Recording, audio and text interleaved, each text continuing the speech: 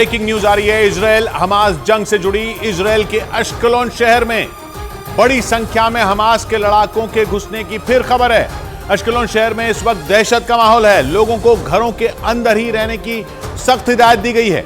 खबर यह भी है कि हमास ने इस शहर पर ताबड़तोड़ मिसाइलें दागनी शुरू कर दी हैं। मतलब यह कि हमास ने इजराइल को घुटनों पर लाने के लिए अश्कलोन शहर पर सबसे बड़ा हमला बोल दिया है, क्योंकि यह शहर हमास के कब्जे वाले गाजा पट्टी से महज 10 से 12 किलोमीटर की दूरी पर मौजूद है।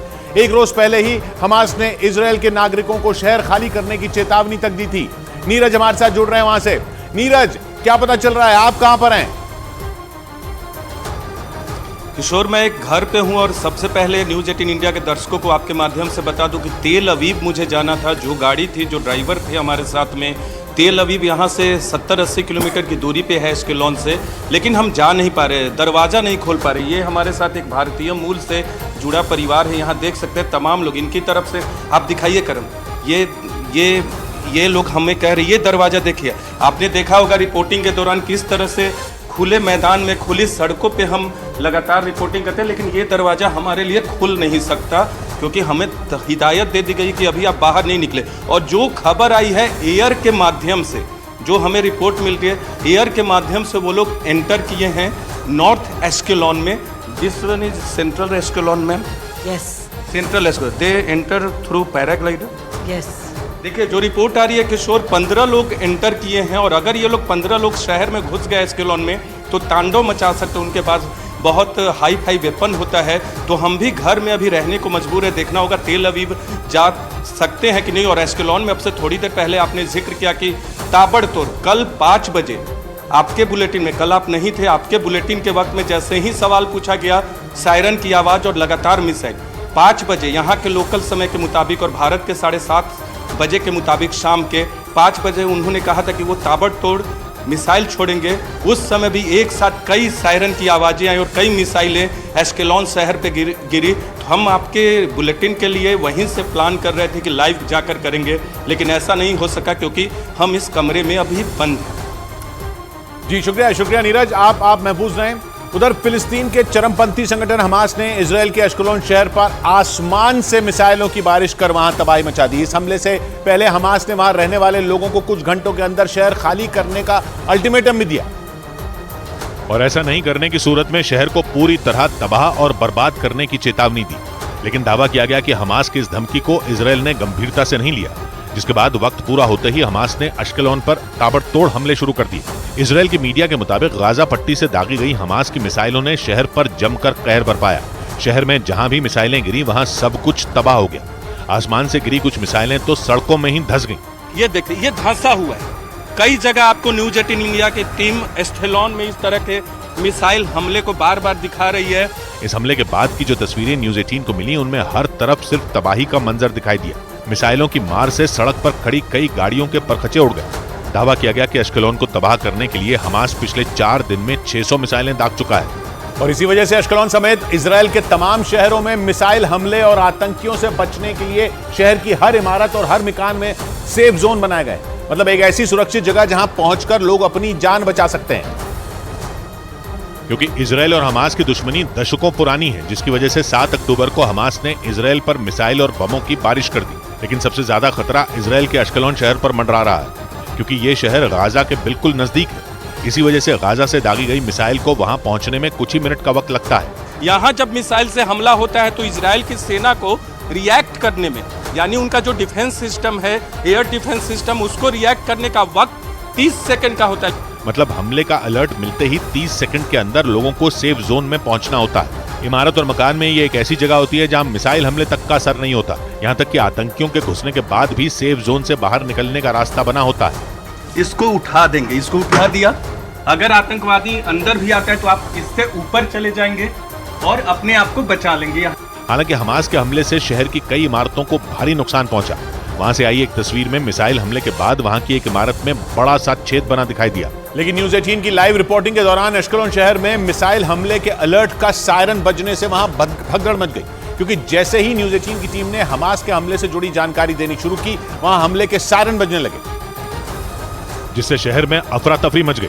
क्योंकि सायरन बजने का मतलब था कि अश्कलोन शहर पर हमास ने एक बार फिर एयर स्ट्राइक कर दी। ये उस वक्त हुआ जब न्यूज 18 की टीम ने इजरायल और हमास जंग से जुड़ी जानकारी देने के लिए लाइव रिपोर्टिंग शुरू की। तभी शहर में लोगों को आगाह करने के लिए हमले के सायरन बजने शुरू हो गए, जिसके बाद न्यूज 18 की टीम के लोगों को अपनी जान बचाने के लिए दौड़कर एक इमारत में बने बंकर में छिपना पड़ा।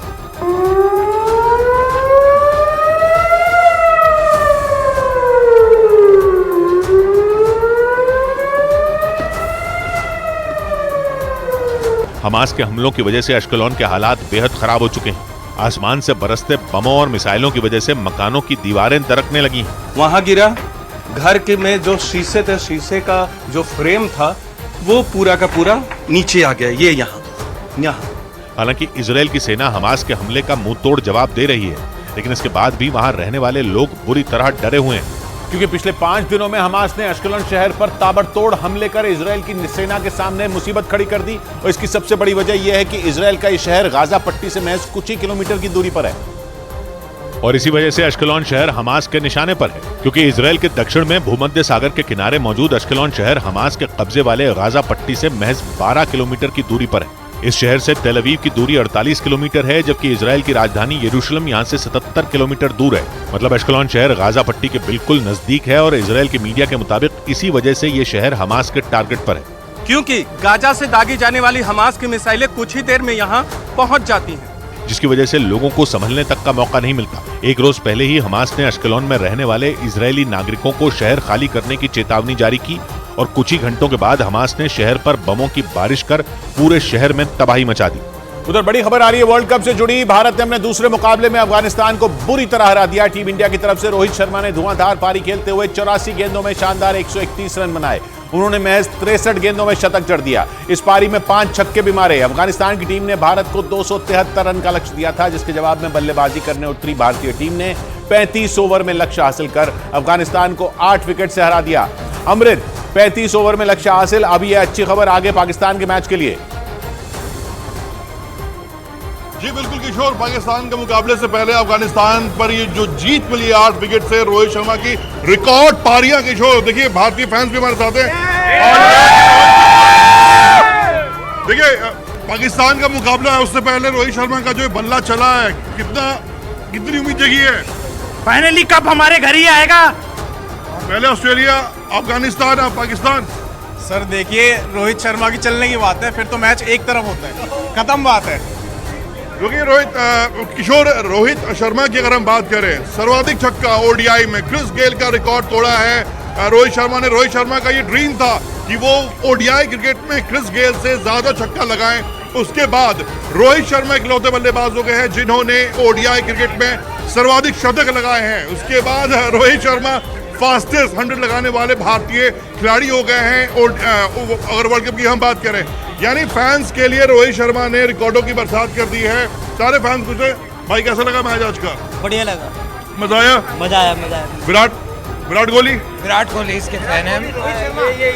रोहित शर्मा हिटमैन 131 रोहित शर्मा। या देखिए किशोर, हर कोई जान रहा है कि दिल्ली का जो अरुण जेटली स्टेडियम है, इसलिए हम जानते हैं कि हाई स्कोरिंग मुकाबला इससे पहले साउथ अफ्रीका श्रीलंका में हुआ था। फैंस आना शुरू हो गए हैं, बाहर निकलना शुरू हो गए हैं। खुशी है हर किसी में कि जीत गई है टीम इंडिया, शानदार जीत मिला है यहाँ पर। मैम कैसा लगा रोहित शर्मा की बल्लेबाजी की अगर हम बात करें? रोहित शर्मा बढ़िया लगा। मजा आया? बहुत मजा आया मैच देखने में, क्या छक्के लगाए हैं। पाकिस्तान मुकाबले से पहले ये जीत कितनी अच्छी लग रही है? बहुत बढ़िया लग रही है, मजा आ गया। आप किससे देखने आए थे? विराट कोहली। विराट कोहली ने क्या किया आज? मजा आया विराट कोहली की बैटिंग देखकर? यस। रोहित शर्मा कैसा लगा आपको? बहुत अच्छा। मजा आया रोहित शर्मा देखकर? वो निकले था ना, आज तो उन्होंने सेंचुरी कर दी।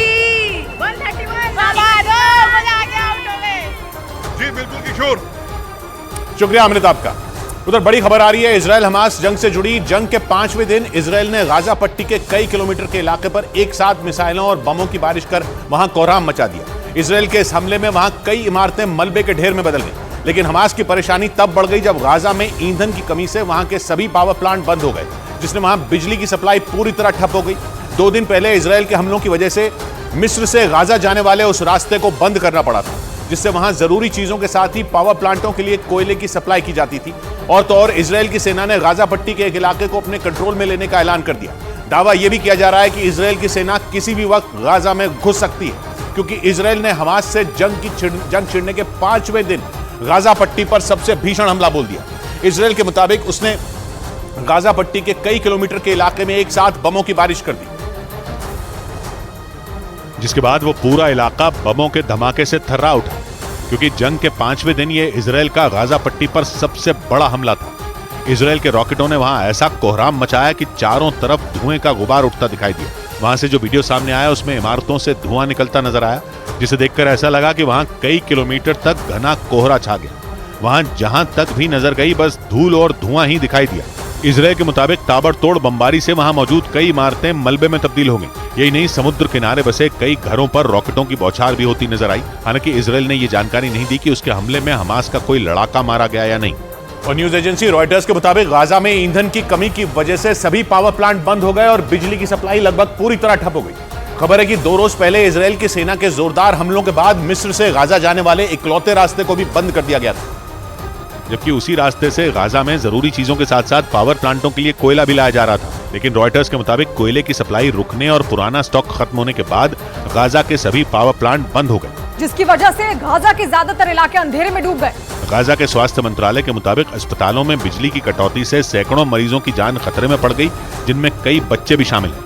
लेकिन हमास की परेशानी तब बढ़ गई जब इजराइल की सेना ने गाजा में घुसकर हमास को मिटाने की तैयारी शुरू कर दी। इसके लिए गाजा की सीमाओं को पूरी तरह से सील कर दिया गया। इजराइल की सेना ने साफ कर दिया कि गाजा के इलाके में घुसने का मतलब सीधा मौत होगी, क्योंकि बेंजामिन नेतन्याहू ने उस इलाके में इजराइल की सेना को खुली छूट देने का फैसला ले लिया। मतलब गाजा में अभी और बारूद बरसना बाकी है। इजराइल की सेना ने गाजा के आसपास के इलाके को पूरी तरह से अपने कंट्रोल में ले लिया, जिसके बाद ये अनुमान लगाया जाने लगा कि नेतन्याहू की सेना किसी भी वक्त गाजा में घुस सकती है। इसके कुछ देर बाद ही इजराइल की सेना के एक अधिकारी ने इस पर मुहर भी लगा दी और 2 टूक कह दिया कि इजराइल की सेना को सिर्फ और सिर्फ आदेश का इंतजार है। मतलब जैसे ही नेतन्याहू का इशारा होगा, इजराइल के सैनिक गाजा पर टूट पड़ेंगे। यही वजह रही कि इजराइल की सेना ने गाजा के आसपास के इलाके में लोगों के जाने पर पूरी तरह पाबंदी लगा दी, क्योंकि इजराइल ये अच्छी तरह से जानता है कि हमास के लड़ाके खुद को बचाने के लिए इजराइल के लोगों को ढाल बनाएंगे। इसलिए उसने पहले ही वो इलाका पूरी तरह से खाली करा लिया, जिसका मतलब यह है कि हमास के खात्मे के लिए इजराइल की सेना को खुली छूट मिल गई। वहां के अखबार द टाइम्स ऑफ इजराइल की एक रिपोर्ट के मुताबिक इजराइल की सेना ने हमास के टॉप कमांडरों को ढेर करने की पूरी तैयारी कर ली, ताकि हमास की रीढ़ की हड्डी को ही तोड़ा जा सके। इसीलिए इजराइल की सेना गाजा की घेरेबंदी कर हमास के लड़ाकों को मौत बांटने में जुट गई। इजराइल के रक्षा मंत्री ने तो हमास के खात्मे की कसम तक खाई,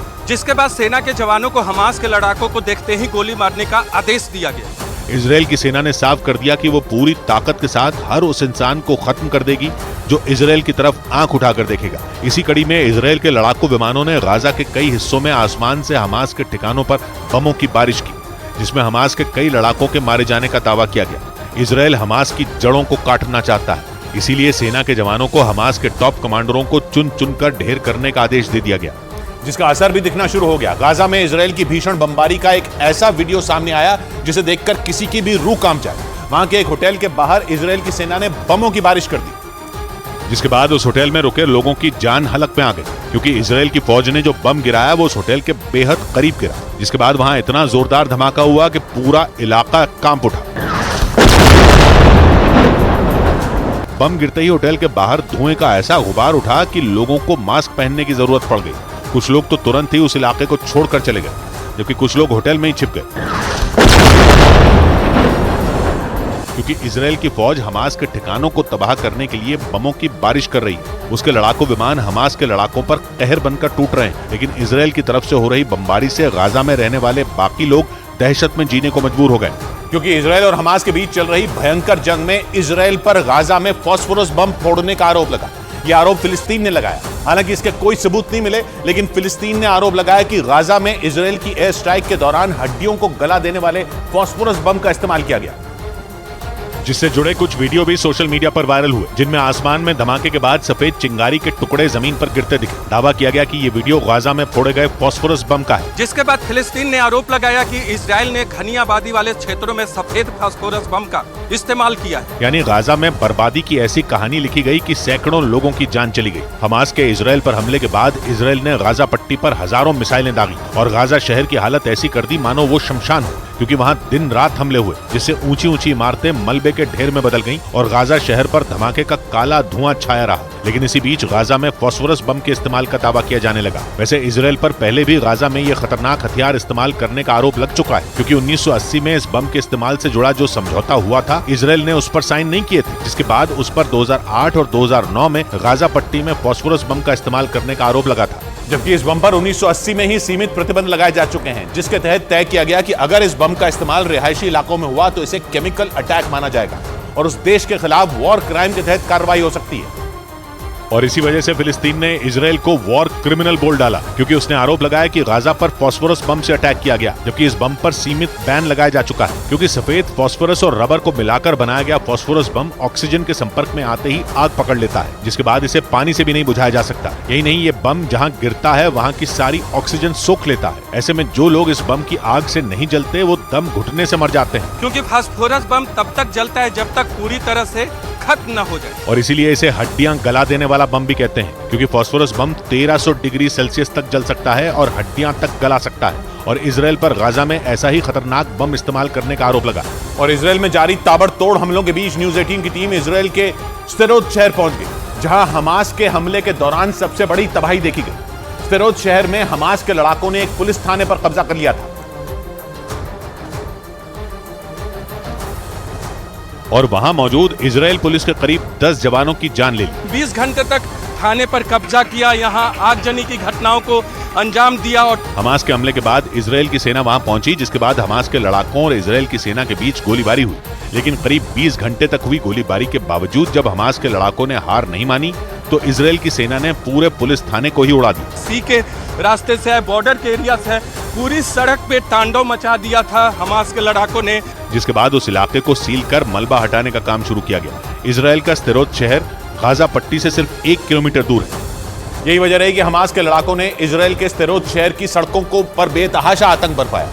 स्देरोत शहर में हमास के लड़ाकों ने इस कदर तबाही मचाई कि वहां की सूरत ही बदल गई और हर तरफ सिर्फ तबाही और बर्बादी ही नजर आई। गाजा पट्टी से महज 1 किलोमीटर की दूरी पर मौजूद स्देरोत शहर में हमास के लड़ाकों ने दावा बोल दिया और वहां की सड़कों पर खड़ी गाड़ियों को आग के हवाले कर दिया। बुलेट बिखरा पड़ा है और ये तस्वीर आपको जो दिखाई मैंने, किस तरह से कारों को जलाया गया है। हमास के लड़ाकों ने स्देरोत में घुसते ही ताबड़तोड़ गोलियां चलानी शुरू कर दी, जिसकी वजह से वहां की सड़कों पर सैकड़ों कारतूस पड़े दिखे। सैकड़ों बुलेट, एक ये देखें, और आपको दिखा रहे हैं बड़ी संख्या में यहाँ सड़क पे बुलेट है। इजराइल के सुपरनोवा म्यूजिक फेस्टिवल में हमास के हमले के बाद लोग वहां की सड़कों से ही होकर भागे थे। ऐसे में उस सड़क पर लोगों का सामान बिखरा नजर आया। और जब न्यूज 18 की टीम इजराइल के उसी स्देरोत शहर पहुंची तो उसके बेहद करीब हमास के लड़ाकों की एक मिसाइल गिरी, जिसके बाद वहां दहशत फैल गई, क्योंकि जैसे ही वो मिसाइल गिरी वहां आग की लपटें उठने लगी और कुछ ही देर में चारों तरफ काला धुआं फैल गया। मिसाइल अभी थोड़ी देर पहले, कुछ मिनटों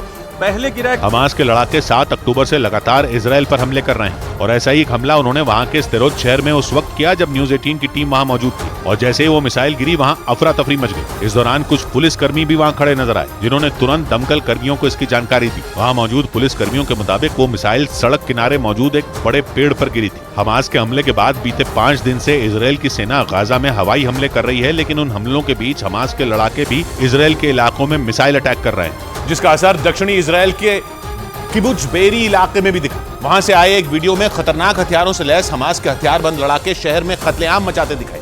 ये वीडियो 7 अक्टूबर का बताया गया, जिस दिन हमास ने इजराइल पर अचानक हमला कर दिया था। और हवाई हमले के साथ बड़ी संख्या में हमास के लड़ाके गाजा के बॉर्डर से लगने वाले इजराइल के कई इलाकों में दाखिल हो गए थे। उसी दिन का एक वीडियो दक्षिणी इजराइल के किबुत्ज बेरी इलाके से सामने आया, जिसमें हमास के लड़ाके वहां तबाही मचाते दिखे। जो वीडियो सामने आया उसमें मोटरसाइकिल पर सवार हमास के कई हथियारबंद लड़ाके सड़कों पर खड़ी गाड़ियों की तलाशी लेते नजर आए। हालांकि उन गाड़ियों में किसी के नहीं मिलने के बाद सभी लड़ाके उस इलाके में बने मकानों में घुस गए। इस वीडियो के दूसरे हिस्से में सीमा पर बनी एक चेक पोस्ट से हमास के यही लड़ाके इजराइल में दाखिल होते दिखाई दिए। इजराइल का आरोप है कि किबुत्ज बेरी इलाके में लड़ाकों ने घरों में घुसकर बड़ी संख्या में लोगों को मौत के घाट उतार दिया था। बाद में उन्होंने कई घरों को आग के हवाले कर दिया था। और इसी दिन मची तबाही का एक और वीडियो भी सामने आया। इस वीडियो में इजराइल के सुपरनोवा म्यूजिक फेस्टिवल के दौरान हुए रॉकेट हमले से बचने के लिए सैकड़ों लोग भागते दिखाई दिए। ये वीडियो भी 7 अक्टूबर का बताया गया, जब दक्षिणी इजराइल के एक इलाके में उस म्यूजिक फेस्टिवल का आयोजन किया गया था। जहां हमास के लड़ाकों ने ऐसी मौत बांटी कि पूरा इजराइल खौफ से भर गया। जो वीडियो सामने आया उसमें कई लोग उस म्यूजिक फेस्टिवल में जश्न में डूबे दिखाई दिए। उन लोगों में किसी ने सपने में भी नहीं सोचा होगा कि कुछ ही वक्त में उनमें ज्यादातर लोगों की मौत आ जाएगी। लेकिन जश्न के बीच ही जब हमास ने रॉकेट की बारिश शुरू की तो लोग जान बचाने के लिए पैदल ही भागने लगे। लेकिन इसके बाद हमास के लड़ाकों ने उन लोगों पर गोलियों की बौछार कर दी, जिससे वहां शवों का ढेर लग गया। गाजा के करीब किबुत्ज रईम में हो रहे उस कार्यक्रम में हजारों लोग मौजूद थे, जिनमें करीब 260 लोगों की मौत हो गई। लेकिन म्यूजिक फेस्टिवल से जान बचाकर निकले कुछ लोगों ने न्यूज 18 को हमास के हमले की खौफनाक कहानी सुनाई। लोगों ने बताया कि कैसे वो जान बचाने के लिए भाग रहे थे और हमलावर उन्हें किसी भी सूरत में मौत की नींद सुलाना चाहते थे।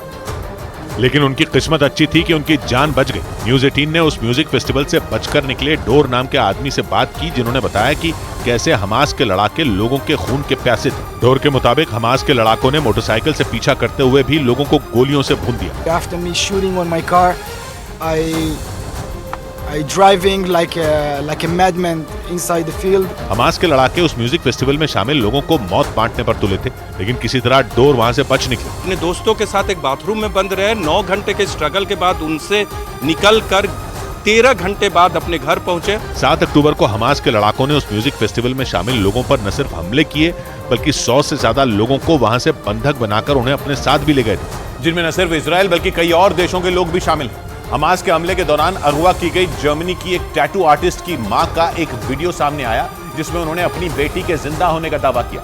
हमास के हमले के बाद उस लड़की की मां को गाजा में उसका क्रेडिट कार्ड इस्तेमाल होने की जानकारी मिली, जिसके बाद उन्होंने जर्मनी की सरकार ने अपनी बेटी को इजराइल से निकालने की अपील की। और इस वीडियो में उस टैटू आर्टिस्ट की मां ने उसकी एक तस्वीर भी दिखाई, जिसके जरिए उस लड़की की पहचान की गई, क्योंकि हमास ने उस लड़की के इजरायली सैनिक होने का दावा किया था। लेकिन उस लड़की की मां ने यह वीडियो जारी कर दावा किया कि वो लड़की कोई इजरायली सैनिक नहीं, बल्कि उनकी बेटी शनी लोक है, जो एक टैटू आर्टिस्ट है, और वो एक कॉन्सर्ट में शामिल होने के लिए इजराइल गई थी। हालांकि उस लड़की के बारे में अभी तक कोई जानकारी नहीं मिल पाई, लेकिन उसकी मां ने दावा किया कि वो जिंदा है और हमास के कब्जे में है। ऐसे में उन्होंने लोगों से उनकी बेटी के बारे में जानकारी जुटाने की अपील की। और ये किसी एक महिला की कहानी नहीं है, बल्कि इजराइल में हमास के हमले में कई महिलाओं का यही हाल हुआ। इस दौरान अपनी जान बचाने में कामयाब रही एक महिला ने अपनी खौफनाक आपबीती सुनाई। वो महिला उस म्यूजिक फेस्टिवल में मौजूद थी, जहां 4 दिन पहले हमास ने हमला कर करीब 260 लोगों की लाशें बिछा दी। और हमास ने इजराइल में सबसे बड़ा नरसंहार उसी म्यूजिक फेस्टिवल में ही किया, क्योंकि गाजा के करीब किबुत्ज रईम में उस कार्यक्रम में हजारों लोग मौजूद थे, और जब हमास के लड़ाकों ने वहां गोलियां चलाई तो वहां अफरा तफरी मच गई। वो महिला भी उसी फेस्टिवल में मौजूद थी, जो किसी तरह अपनी जान बचाने में कामयाब रही। उसके मुताबिक वहां पर हमास के लड़ाकों ने कत्लेआम किया और उन्होंने म्यूजिक फेस्टिवल में हर तरफ गोलियां चलाई, जिसके बाद वहां शवों का ढेर लग गया। उस महिला के मुताबिक हमास के लड़ाकों ने वहां उन लोगों को चुन चुन कर मारा जो जान बचाने के लिए भाग रहे थे। इसीलिए वो जान बचाने के लिए वहीं पर शवों के बीच 3 घंटे तक छिपी रही। लेकिन हमलावरों ने उसे और उसके दोस्त को ढूंढ लिया। इसके बाद उन्होंने उसकी आंखों के सामने ही उसके दोस्त की हत्या कर दी। उन लोगों ने उसे भी भागने की कोशिश करने पर जान से मारने की धमकी दी। इसके बाद वो लोग उसे घसीटते हुए अपने साथ ले गए।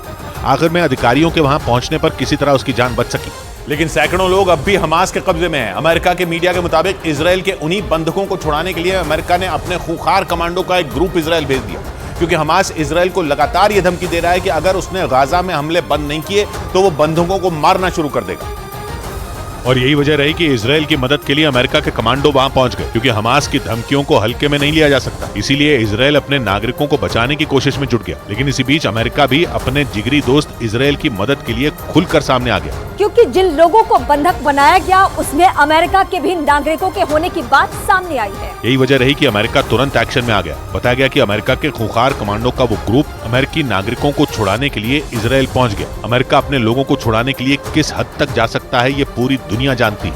मतलब हमास को इजराइल के नागरिकों के साथ साथ अमेरिका के लोगों को बंधक बनाना बहुत महंगा पड़ सकता है, क्योंकि अमेरिका के जो कमांडो इजराइल पहुंचे हैं उन्हें बंधकों को छुड़ाने की खास ट्रेनिंग मिली है। हालांकि ऐसी भी आशंका जताई गई कि हमास ने जिन 150 लोगों को बंधक बनाया उनमें अमेरिका के अलावा कई दूसरे देशों के नागरिक भी शामिल हो सकते हैं। और इसीलिए इजराइल ने हमास को बड़ी धमकी देते हुए साफ कह दिया कि अगर उसने बंधकों को हाथ भी लगाया तो गाजा पट्टी को कब्रिस्तान बनते देर नहीं लगेगी। हमास ने शनिवार को इजराइल पर हमले के बाद 150 से ज्यादा लोगों को बंधक बनाने का दावा किया, जिनमें महिलाएं, बच्चे और बुजुर्ग भी शामिल बताए गए। लेकिन इजराइल अपने लोगों को छुड़ाने के लिए ज्यादा कुछ नहीं कर पाया, क्योंकि उसकी फौज हमास के लड़ाकू के खात्मे में जुटी है। जबकि हमास लगातार वीडियो जारी कर ये धमकी दे रहा है कि अगर गाजा में हमले बंद नहीं किए गए तो वो बंधकों को एक एक कर मारना शुरू कर देगा। लेकिन अब जब अमेरिका के खूंखार कमांडो के उस ग्रुप के इजराइल पहुंचने की खबर आई तो ये उम्मीद जताई गई कि जल्द ही सभी बंधकों को छुड़ाया जा सकता है। और न्यूज एजेंसी रॉयटर्स ने फिलिस्तीन के एक अधिकारी के हवाले से दावा किया कि इस मुहिम में अमेरिका के साथ ही पश्चिम एशिया का देश कतर भी इन शरणार्थियों को बचाने की कोशिश में लग गया। दावे के मुताबिक कतर इस जंग की आग में झुलस रहे इजराइल और हमास दोनों के बीच एक समझौता कराने की कोशिश में, ताकि हमास के पास बंधक बनाए गए इजराइल के सैकड़ों लोगों की जान बचाई जा सके। न्यूज एजेंसी रॉयटर्स ने फिलिस्तीन के एक अधिकारी के हवाले से दावा किया कि इजराइल के लोगों को छुड़ाने के लिए कतर ने हमास के कमांडरों से बातचीत की कोशिश की। खबर है कि कतर ने हमास से बेगुनाह लोगों को छोड़ने की अपील भी की। और कतर के अलावा मिस्र भी हमास और इजराइल के बीच समझौता कराने की कोशिश में है, ताकि दोनों देशों के बीच जारी भीषण जंग में और लोगों की जान न जा पाए। रॉयटर्स की रिपोर्ट के मुताबिक कतर और मिस्र ने इसके लिए गाजा पट्टी में मौजूद हमास के कमांडरों से बातचीत से समझौते की कोशिश शुरू कर दी। हालांकि आशंका जताई गई कि हमास इसके लिए राजी नहीं है, क्योंकि उसे ये डर सता रहा है कि वो जैसे ही इजराइल के बंधकों को छोड़ेगा, इजराइल पूरे के पूरे गाजा को ही शमशान में बदल देगा। क्योंकि न्यूज एजेंसी रॉयटर्स के मुताबिक इजराइल पर हमास ने भी भीषण हमले 2 साल पहले अल अक्सा मस्जिद पर हुए हमले का बदला लेने के लिए की। रॉयटर्स के मुताबिक हमास के कमांडर मोहम्मद दईफ ने 2021 से ही उस हमले की साजिश रचनी शुरू कर दी थी और करीब 2 साल बाद पूरी प्लानिंग के तहत एक साथ जमीन, आसमान और पानी के रास्ते इजराइल पर मिसाइलों की बारिश कर दी, जिससे पूरा इजराइल दहल गया। रॉयटर्स के मुताबिक हमास के कमांडर मोहम्मद दईफ ने इन हमलों के दौरान एक ऑडियो टेप भी जारी किया था, जिसमें उसने इस बात का जिक्र किया था कि इजराइल पर हमास का हमला मुसलमानों के पवित्र स्थल अल अक्सा मस्जिद पर 2021 में हुए हमले का बदला है। इजराइल के कब्जे वाले यरूशलेम में मौजूद अल अक्सा मस्जिद को मक्का और मदीना के बाद मुसलमानों की तीसरी सबसे पवित्र जगह माना जाता है। लेकिन मस्जिद में इजरायली सैनिकों के घुसने और वहां मौजूद लोगों से मारपीट की घटना पर पूरी दुनिया के मुसलमान भड़क गए थे और इस घटना के बाद इजराइल से हमास ने बदला लेने की कसम खा ली थी। रॉयटर्स के मुताबिक हमास के कमांडर मोहम्मद दईफ ने 2021 में ही इजराइल पर एक बड़े हमले की प्लानिंग की थी, लेकिन उसने अपने उस ऑपरेशन को तब रोक दिया था। और हमास के जिस कमांडर ने इजराइल को दहलाने वाले हमले की साजिश की, उसका चेहरा कई साल से किसी ने देखा तक नहीं। न्यूज एजेंसी रॉयटर्स के मुताबिक इजराइल की खुफिया एजेंसी मोसाद के पास भी उसकी 1 या 2 पुरानी फोटो ही मौजूद हैं, जिसका मतलब ये कि सबकी नजरों से छिपकर उसने ऐसी साजिश रची कि इजराइल समेत दुनिया के कई देश दहल गए। रॉयटर्स के मुताबिक इजराइल की खुफिया एजेंसी मोसाद ने 58 साल के मोहम्मद दईफ को मारने की 7 बार कोशिश की, लेकिन हर बार नाकामी हाथ लगी, क्योंकि हमास का ये खूंखार कमांडर गाजा में बनी गुप्त सुरंगों में छिपा रहता है और उन्हीं सुरंगों की वजह से वो हर बार बच निकलता है। मोहम्मद दईफ का जन्म 1965 में गाजा के एक रेफ्यूजी कैंप में हुआ था। इस्लामिक यूनिवर्सिटी ऑफ गाजा से उसने पढ़ाई की। इसी दौरान वो हमास के करीब आ गया था। बाद में उसे हमास की मिलिट्री विंग का चीफ बना दिया गया और पिछले 21 साल से वो इजराइल की नाक में दम किए हुए। हालांकि इजराइल के खुफिया विभाग के एक पूर्व अधिकारी के मुताबिक एक हमले में उसने अपने हाथ और पैर गंवा दिए थे और उसकी सिर्फ एक ही आंख बची है। इस बीच इजराइल के मीडिया ने दावा किया कि उनकी सेना ने इजराइल पर हमले के मास्टरमाइंड मोहम्मद दईफ के पिता के घर को बम से उड़ा दिया। इजराइल की सेना गाजा पट्टी में हमास के ठिकानों को चुन चुन कर निशाना बना रही है, जिसे ऑपरेशन आयरन सोर्ड नाम दिया गया है। और इसी ऑपरेशन के दौरान इजराइल की सेना ने हमास के कमांडर मोहम्मद दईफ के पिता के घर को बमों से उड़ा दिया। इजराइल की मीडिया के मुताबिक गाजा के पास अल फुरकान इलाके में इजरायली सेना ने 200 से ज्यादा ठिकानों पर हवाई हमला किया। इन ठिकानों में मोहम्मद दईफ के पिता का घर भी शामिल था, जो पूरी तरह तबाह हो गया। इजराइल की मीडिया ने दावा किया कि इस हमले में मोहम्मद दईफ के पिता और भाई समेत परिवार के कुछ सदस्यों की मौत हो गई। एक रोज पहले इजराइल की सेना ने हमास के वित्त मंत्री को ढेर करने का दावा किया था। इजराइल की मीडिया के मुताबिक हमास के खिलाफ चलाए जा रहे ऑपरेशन आयरन सोर्ड के दौरान बीते 5 दिन में हमास के 2000 से ज्यादा ठिकानों को मिट्टी में मिला दिया गया। और हमास को बर्बाद करने पर उतारो इजराइल ने आधी रात को उसके एक और गढ़ बैत हनून को भी बर्बाद कर दिया। बैत हनून गाजा पट्टी का वो इलाका है हमास के जहां कई ठिकाने हैं जिनसे उसे आर्थिक मदद मिलती है। और इसीलिए इस बार इजराइल ने हमास का बैंक कहे जाने वाले बैत हनून इलाके को बर्बाद कर दिया। आधी रात को इजराइल ने इस इलाके में हमास के 80 ठिकानों पर इतने रॉकेट दागे कि पूरा इलाका धमाकों से दहल उठा। इजराइल ने बताया कि उसने गाजा पट्टी के बैत हनून इलाके में बैंक की 2 शाखाओं, हमास के 2 मुख्यालयों और एक मस्जिद को उड़ाया। इसके अलावा उसने कई सुरंगों को भी बर्बाद किया। गाजा पट्टी का बैत हनून इजराइल के स्तेरोत शहर से केवल 6 किलोमीटर दूर और इस इलाके से हमास ने इजराइल पर मिसाइलें दागी, जिसका बदला इजराइल ने आधी रात को हमला करके लिया और हमास की आर्थिक राजधानी कहे जाने वाले बैत हनून को शमशान में बदल दिया। इस दौरान इजराइल ने समंदर किनारे बने हमास के ठिकानों पर भी ताबड़तोड़ बमबारी कर दी, जिसमें हमास के अलावा फिलिस्तीन के कट्टरपंथी संगठन इस्लामिक जिहाद के ठिकाने भी बर्बाद हो गए। हमास के हमले के बाद इजराइल ने बिना रुके गाजा शहर पर बमबारी की, लेकिन इस दौरान उसने पहली बार समंदर में हमास की कमर तोड़ी और भूमध्य सागर में उसके कई ठिकानों को उड़ा दिया। इस हमले में हमास के अलावा फिलिस्तीन के कट्टरपंथी संगठन इस्लामिक जिहाद के ठिकाने भी उड़ गए, जिसका वीडियो इजराइल की सेना ने जारी किया और बताया कि कैसे उसकी मिसाइलों ने भूमध्य सागर में हमास के ठिकानों को पहचाना और पलक झपकते ही उन्हें खत्म कर दिया। इजराइल ने जो वीडियो जारी किया उसमें उसकी मिसाइलें समंदर में हलचल मचाती नजर आईं, क्योंकि वो जैसे ही टारगेट से टकराईं, धमाका हुआ और समंदर में धुआं उठने लगा। धमाका इतना जबरदस्त था कि लगा कि समंदर में सुनामी आ गई हो, क्योंकि एक के बाद एक हमास के कई ठिकाने उड़ाए गए। और इस हमले के लिए इजराइल ने अपने नेवेतिम एयरबेस को चुना। ये वही एयरबेस है जहां अमेरिका ने अपने जंगी जहाज भेजे। समंदर में हमास के ठिकानों को बर्बाद करने से पहले इजराइल ने गाजा शहर में हमास के 200 ठिकानों को निशाना बनाया, जिसके बाद उसने दक्षिणी इजराइल में बने नेवेतिम एयरबेस पर गोला बारूद इकट्ठा करना शुरू कर दिया। यानी इस बार इजराइल ने समंदर के रास्ते हमास को निशाना बनाया, क्योंकि इस बार इजराइल के निशाने पर गाजा पट्टी के दक्षिणी हिस्से में बसा खान यूनिस शहर था, जो भूमध्य सागर से केवल 4 किलोमीटर की दूरी पर है। खान यूनिस शहर में एक रिफ्यूजी कैंप भी है, जिसे हमास के लड़ाकों का ठिकाना माना जाता है, जिसे इजराइल ने अपना निशाना बनाया, क्योंकि भूमध्य सागर के किनारे बसे इस शहर से गाजा पट्टी मिस्र से जुड़ती है और वहां से हमास के लड़ाकों तक मदद पहुंच सकती है। यही वजह रही कि इजराइल ने खान यूनिस शहर में समंदर के किनारे बने हमास के ठिकानों को बर्बाद किया। इस बीच इजराइल ने दावा किया कि मिसाइल और रॉकेट के अलावा हमास छोटे छोटे ड्रोन से भी उसके शहरों और सैन्य ठिकानों पर ताबड़तोड़ हमले कर रहा है। इजराइल के मीडिया के मुताबिक हमास के हमलों में 1200 से ज्यादा लोगों की मौत हो चुकी है, जिसका बदला लेने के लिए इजराइल ने गाजा में हमास के कई ठिकानों को मिट्टी में मिलाने का दावा किया। हालांकि हमास भी इजराइल को सबक सिखाने के लिए उसके शहरों पर एयर स्ट्राइक करने में जुटा है, लेकिन जंग के 5वें दिन इजराइल ने दावा किया कि हमास मिसाइल और रॉकेट के साथ साथ उसके शहरों और सैन्य ठिकानों पर बम बरसाने के लिए छोटे छोटे ड्रोन का भी इस्तेमाल कर रहा है। और दावा यह भी किया गया कि 7 अक्टूबर को भी हमास ने ड्रोन से हमला किया था और इस दौरान उसने इजराइल के वॉच टावरों यानी सीमा पर निगरानी के लिए बनाए गए कई टावरों को निशाना बनाया था। मतलब गाजा पट्टी से इजराइल में हथियारों से लैस लड़ाकों को दाखिल कराने के लिए हमास ने पहले पैराग्लाइडर का इस्तेमाल किया था और उसके बाद उसने बमों से लैस छोटे ड्रोन से इजराइल के सैन्य ठिकानों को भी निशाना बनाया था। और खबर है कि हमास के हमलों का जवाब देने के लिए इजराइल ने अब HHH नाम का अपना एक सीक्रेट ऑपरेशन शुरू कर दिया। HHH यानी चरमपंथी संगठन हमास, हिजबुल्ला और हूथी विद्रोहियों की तिकड़ी के खिलाफ इजराइल ने मोर्चा खोल दिया, क्योंकि इजराइल पर इस बार अकेले हमास ने बंदूकें नहीं तानी, बल्कि लेबनान का चरमपंथी संगठन हिजबुल्ला और माना जा रहा है कि यमन के हूथी विद्रोही भी उसके साथ हैं। इसके पीछे ईरान का हाथ होने का दावा किया गया, क्योंकि वो इन तीनों को पैसों से लेकर हथियार और ट्रेनिंग हर चीज मुहैया करवाता है। और कुछ रोज पहले अमेरिका के अखबार द वॉल स्ट्रीट जर्नल ने अपनी रिपोर्ट में दावा किया था कि हमास को इजराइल में तबाही मचाने का ऑर्डर ईरान ने दिया। इतना ही नहीं, उसने हमास को पूरी तैयारी के साथ इजराइल पर न सिर्फ टूट पड़ने का फरमान सुनाया, बल्कि उसकी प्लानिंग भी खुद की थी, क्योंकि अमेरिका को भी पता है कि इस बार हमास जिस ताकत के साथ इजराइल पर टूटा है वो अपने दम पर इतना जबरदस्त हमला नहीं कर सकता। उधर हमास से जारी जंग के बीच इजराइल और लेबनान ने कट्टरपंथी संगठन हिजबुल्ला में भिड़ंत होने के बाद सीमा पर बमबारी शुरू हो गई। हमास के हमले के बाद हिजबुल्ला ने भी इजराइल पर रॉकेट दागे थे। उसने उसकी जानकारी खुद दी थी और लगातार तीसरे दिन उसने इजराइल पर हमला जारी रखा, जिसके बाद इजराइल ने भी जवाब दिया और इजराइल और लेबनान की सीमा पर गोलीबारी शुरू हो गई।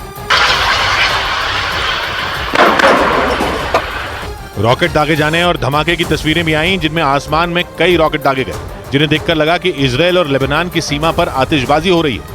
यानी एक तरफ इजराइल हमास से लड़ रहा है तो वहीं दूसरी तरफ लेबनान की सीमा पर हिजबुल्ला से जंग चल रही है, जिसके एक नहीं कई वीडियो आए, जिनमें एक वीडियो हिजबुल्ला ने जारी किया और दावा किया कि उसके रॉकेट इजराइल की बख्तरबंद गाड़ियों को उड़ा रहे हैं। तो वहीं इजराइल की ओर से भी जवाब दिया गया। इजराइल की सेना ने बयान जारी किया कि लगातार तीसरे दिन उसने उत्तरी इजराइल में लेबनान के हमले का जवाब दिया, जिसका मतलब यह हुआ कि इजराइल की हमास के साथ साथ हिजबुल्ला से भी जंग चल रही है। क्योंकि हिजबुल्ला केवल लेबनान ही नहीं बल्कि इजराइल की सीमा से लगने वाले कई देशों में सक्रिय है। यही नहीं, इजराइल के सबसे बड़े दुश्मन ईरान से भी हिजबुल्ला की दोस्ती है। और वो इजराइल की उत्तर पूर्वी सीमा से लगने वाले सीरिया में बैठा है, जहां से ईरान लेबनान के कट्टरपंथी संगठन हिजबुल्लाह तक मदद पहुंचाता है। यही नहीं, हिजबुल्लाह के लड़ाके सीरिया की बशर अल असद सरकार की मदद करने के नाम पर इजराइल और सीरिया की सीमा पर सक्रिय हैं। रही बात लेबनान की, तो दक्षिणी लेबनान पर हिजबुल्लाह का ही कब्जा है, जहां से वो इजराइल पर अटैक कर रहा है। इसके अलावा फिलिस्तीन और जॉर्डन में भी हिजबुल्लाह के लड़ाके सक्रिय हैं, जिसका मतलब ये हुआ कि इजराइल के लिए हिजबुल्लाह हमास से बड़ा खतरा बन सकता है, क्योंकि हमास ने तो केवल गाजा पट्टी से हमला किया, लेकिन हिजबुल्लाह सीरिया, लेबनान, जॉर्डन और फिलिस्तीन इन चारों देशों से इजराइल पर अटैक कर सकता है। और अगर ऐसा हुआ तो इजराइल और हमास की जंग से भी बड़ा युद्ध हो सकता है, क्योंकि हमास के हमले के बाद हिजबुल्लाह ने बिना देर किए हमास का समर्थन किया और अगले ही दिन उत्तरी इजराइल में रॉकेट दागने शुरू कर दिए। यानी इजराइल और हिजबुल्लाह के बीच जंग का माहौल बन गया। वैसे हिजबुल्लाह को हमास से ज्यादा ताकतवर माना जाता है और हिजबुल्लाह दावा करता है कि उसके संगठन में 1 लाख लड़ाके शामिल हैं। यही नहीं, वो 2006 में इजराइल की सीमा में घुसकर 35 दिन तक युद्ध तक कर चुका है, जिसमें उसने इजराइल के 150 लोगों की हत्या की थी और सैकड़ों रॉकेट दागे थे। और हमास के हमले के बाद हिजबुल्लाह फिर उसी मूड में नजर आया, जो इजराइल के लिए खतरे की घंटी है, क्योंकि छोटा सा इजराइल दुश्मन देशों से घिरा हुआ है और उसकी सीमा से लगने वाले ज्यादातर देशों में हिजबुल्लाह सक्रिय है। इजराइल और लेबनान 130 किलोमीटर लंबी सीमा साझा करते हैं और इसी इलाके में संयुक्त राष्ट्र का शांति मिशन चल रहा है, जिसमें दूसरे देशों के सैनिक भी तैनात हैं। और इसीलिए इजराइल को गाजा से ज्यादा इस मोर्चे की चिंता है, जहां 1 लाख लड़ाकों वाले संगठन हिजबुल्लाह ने उत्पात मचाना शुरू कर दिया है। और लेबनान के कट्टरपंथी संगठन हिजबुल्लाह को इजराइल के सबसे बड़े दुश्मन ईरान का समर्थन हासिल है, जहां से उसे हथियार और आर्थिक मदद दोनों मिलते हैं, जिनके दम पर उसने इजराइल को आंखें दिखाई और इजराइल और लेबनान बॉर्डर पर रॉकेटों की बारिश कर डाली, जिसकी वजह से लगने लगा कि इजराइल के इस बॉर्डर पर किसी भी वक्त भयंकर जंग शुरू हो जाएगी। हिजबुल्लाह 1975 से 1990 के बीच लेबनान में हुए गृह युद्ध के दौरान अस्तित्व में आया था और कहा जाता है कि इसे बनाने वाला ईरान ही है, जिसमें शिया मुसलमान हैं और ईरान भी शिया बहुल देश है, जिसकी वजह से वो हर मोर्चे पर हिजबुल्लाह की मदद करता है और हिजबुल्लाह के हथियारों की संख्या बढ़ा रहा है। इजराइल ने तो ये तक दावा किया कि हिजबुल्लाह के पास 1 लाख से ज्यादा मिसाइलें हैं, जिनमें लंबी दूरी की मिसाइलें शामिल हैं, जिनकी रेंज में पूरा का पूरा इजराइल आता है। यही नहीं, हिजबुल्लाह के पास एयर डिफेंस सिस्टम और ड्रोन भी हैं। इजराइल कहता है कि हिजबुल्लाह को ये सारे हथियार ईरान ने दिए हैं, जिनमें खतरनाक ड्रोन भी शामिल हैं, जो इजराइल के गले की हड्डी बन सकते हैं, क्योंकि यूक्रेन जंग के दौरान ईरान ने कई खतरनाक ड्रोन बनाए। कुछ दिन पहले तो उसने एक ऐसा युद्ध अभ्यास किया था जिसमें केवल और केवल ड्रोन शामिल थे। इस बीच चरमपंथी संगठन हिजबुल्लाह अमेरिका पर भड़क गया और उसने हमास के खिलाफ लड़ाई में इजराइल का साथ देने पर अमेरिका को अंजाम भुगतने की धमकी तक दे डाली, क्योंकि हमास के हमले के बाद अमेरिका ने अपने साथी इजराइल को हर तरह की मदद देने का भरोसा दिया। इतना ही नहीं, खबर तो ये भी है कि अमेरिका ने हमास से निपटने के लिए अपने एक जंगी जहाज और कई लड़ाकू विमानों को भी इजराइल भेज दिया। लेकिन सऊदी अरब के न्यूज चैनल अल अरबिया के मुताबिक इसी बात से चरमपंथी संगठन हिजबुल्लाह का गुस्सा 7वें आसमान पर पहुंच गया और उसने इराक और सीरिया में मौजूद अमेरिकी सेना के ठिकानों पर हमले की धमकी दे डाली, क्योंकि इन दोनों देशों में अमेरिका के सैकड़ों सैनिक तैनात हैं, जो आतंकी संगठन ISIS से निपटने में उनकी मदद करते हैं। अल अरबिया के मुताबिक हिजबुल्लाह ने अमेरिकी सेना के ठिकानों को ड्रोन और मिसाइल हमलों में तबाह करने की धमकी दी। उधर हमास के हमले का फायदा उठाकर इजराइल के उत्तर पूर्व में बसे उसके पड़ोसी सीरिया ने भी उस पर अटैक कर दिया। इजराइल ने दावा किया कि सीरिया ने उस पर एक के बाद एक मोर्टार दागे, यानी इजराइल अब 3 तरफ से घिर गया है। उसे खतरा अकेले हमास से नहीं है, बल्कि लेबनान से हिजबुल्लाह भी हाथ धोकर उसके पीछे पड़ा है और अब सीरिया ने भी इजराइल पर धावा बोल दिया, जिसके बाद इजराइल की सेना ने भी सीरिया पर तगड़ा पलटवार किया और सीरिया में जिस जगह से उस पर मोर्टार चलाए गए, इजराइल ने वहां तोप गोले बरसा दिए। इजराइल ने बताया कि सीरिया ने गोलान हाइट्स नाम के इलाके को निशाना बनाया। वैसे तो गोलान हाइट्स पर इजराइल की सेना तैनात है, लेकिन पहले वो सीरिया का इलाका था, जिस पर इजराइल ने 1967 की जंग में कब्जा कर लिया था। तभी से गोलान हाइट्स के लिए सीरिया और इजराइल में ठनी पड़ी है। इसलिए इजराइल की सेना को टारगेट करने के लिए बार बार सीरिया की तरफ से गोलान हाइट्स पर हमला किया जाता है। बताया गया कि इस बार हिजबुल्लाह से जुड़े फिलिस्तीनी लड़ाकों ने गोलान हाइट्स पर अटैक किया, जिसका मतलब साफ है कि इजराइल पर 3 दिशाओं से मुसीबत टूट पड़ी है। बीते शनिवार से दक्षिण में गाजा पट्टी से हमास ने इजराइल पर जंग छेड़ी हुई है। उसके बाद से उत्तर में लेबनान का चरमपंथी संगठन हिजबुल्लाह वहां से इजराइल पर रॉकेट दागने में लगा है और अब उत्तर पूर्व में सीरिया भी इजराइल के खिलाफ खड़ा हो गया। और सीरिया का इजराइल के खिलाफ उतरना उसके लिए सबसे बड़ा खतरा है, क्योंकि सीरिया में इजराइल के सभी दुश्मन एक्टिव हैं। वहां हिजबुल्लाह भी है, फिलिस्तीन के लड़ाके भी, और सबसे बड़ी बात, सीरिया में इजराइल का सबसे बड़ा दुश्मन खुद ईरान बैठा हुआ है, जिसने बीते कम से कम 1 दशक से सीरिया में बैठकर इजराइल की नाक में दम किया हुआ है। सीरिया में 2011 से गृह युद्ध छिड़ा है, इसलिए वहां राष्ट्रपति बशर अल असद की सरकार को विद्रोहियों से बचाए रखने के लिए ईरान ने अपने हजारों लड़ाके वहां उतारे हुए हैं। जबकि वैसे ईरान और इजराइल एक दूसरे के पड़ोसी नहीं है, दोनों के बीच लंबा चौड़ा फासला है, लेकिन सीरिया की मदद करने के नाम पर ईरान इजराइल के एकदम पड़ोस में अपनी पैठ बना चुका है। इसी बात का इजराइल को भी डर है। इजराइल सीधा दावा करता है कि ईरान के लड़ाके सीरिया में बैठकर इजराइल के खिलाफ साजिश करते हैं। ईरान के समर्थन वाला हिजबुल्लाह भी सीरिया में काफी एक्टिव है, इसलिए सीरिया से इजराइल पर वार होना बहुत बड़ी जंग की आहट है। अगर सीरिया इस युद्ध में कूद गया तो पूरे के पूरे पश्चिम एशिया में खून की नदियां बहने लगेंगी। और इसी भरोसे के दम पर हमास ने इजराइल के एक सैन्य अड्डे पर हमले का एक खौफनाक वीडियो जारी किया, जिसमें जोरदार धमाके के बाद धुएं का गुबार उठता नजर आया। हमास के लड़ाकों ने उस ठिकाने पर ताबड़तोड़ हमले किए, जिसके बाद वहां सब कुछ धुआं धुआं हो गया। इसका जो वीडियो सामने आया उसमें हमास के लड़ाके बंदूक चलाते हुए भागते दिखे। इस दौरान उन्होंने ताबड़तोड़ गोलियां चलाई और तोप के गोले भी दाग दिए। हमास के लड़ाकों ने ड्रोन के जरिए भी बम बरसाए और वहां खड़ी गाड़ियों के चिथड़े उड़ा दिए। हमास के इस खतरनाक हमले के बाद इजराइल के उस सैन्य अड्डे में सिर्फ तबाही के निशान ही नजर आए। हर तरफ खून के धब्बे और इजरायली सैनिकों के शव पड़े नजर आए, जिन पर पैर रखकर हमास के लड़ाके अल्लाह अकबर के नारे लगाते दिखे। और इजराइल के उस सैन्य अड्डे को खंडहर में तब्दील कर वो लड़ाके बंदूक लहराते हुए वहां से भाग गए। हमास की ओर से जारी किए गए इस वीडियो में उसके लड़ाके एक के बाद एक कई हमले करते दिखे। इस बीच खबर है कि हमास और इजराइल की जंग के बीच अमेरिका का एक घातक बॉमर इजराइल पहुंच गया। 2 रोज पहले ही अमेरिका ने अपने दोस्त इजराइल को हर तरीके की मदद देने का ऐलान किया था। और अब अमेरिका ने अपनी वायुसेना का सबसे खतरनाक B-52 बॉमर इजराइल भेज दिया। गाजा पट्टी में हमास के लड़ाकों के ठिकानों पर इजराइल के फाइटर जेट लगातार हमले कर रहे हैं। इजराइल ये साफ कह चुका है कि वो हमास को खत्म करके ही रुकेगा, लेकिन अब जंग के बीच अमेरिका के बम बरसाने वाले विमान के इजराइल पहुंचने की खबर आ गई, जो इतना ज्यादा ताकतवर है कि कुछ ही सेकंड में दुश्मन के चीथड़े उड़ा सकता है। ऐसे में अगर इसका इस्तेमाल इजराइल ने हमास के ठिकानों को तबाह करने के लिए किया तो गाजा को कब्रिस्तान बनने में जरा भी देर नहीं लगेगी, क्योंकि अमेरिका का B-52 बॉमर खतरनाक मिसाइलों और बमों से लैस है, जो दुश्मन पर सटीक निशाना लगाकर कुछ सेकंड में ही उसका काम तमाम कर सकता है। ये न सिर्फ दुश्मन पर हमले करने की ताकत रखता है, बल्कि उसके हमले से खुद को बचाने में भी सक्षम है। मतलब अगर इजराइल ने अमेरिका के इस बॉमर का इस्तेमाल किया तो गाजा में भारी तबाही होगी। और इसी तबाही के लिए हथियारों के जखीरे के साथ अमेरिका का एक विमान भी गाजा के करीब पहुंच गया। इजराइल के अखबार द टाइम्स ऑफ इजराइल के मुताबिक अमेरिका के इस विमान में भारी मात्रा में गोला बारूद के साथ अमेरिकी सैनिकों की एक टुकड़ी भी गाजा के करीब पहुंच गई, जिसका मतलब यह कि अगले कुछ दिनों में इजराइल और अमेरिका मिलकर गाजा पर हमले और तेज कर सकते हैं। द टाइम्स ऑफ इजराइल के मुताबिक अमेरिका ने हथियारों के जखीरे के साथ जिस विमान को इजराइल भेजा वो वहां के नेवेतिम एयरबेस पर उतरा। इसी एयरबेस पर इजरायली सेना के लड़ाकू विमान और दूसरे खतरनाक हथियार तैनात हैं।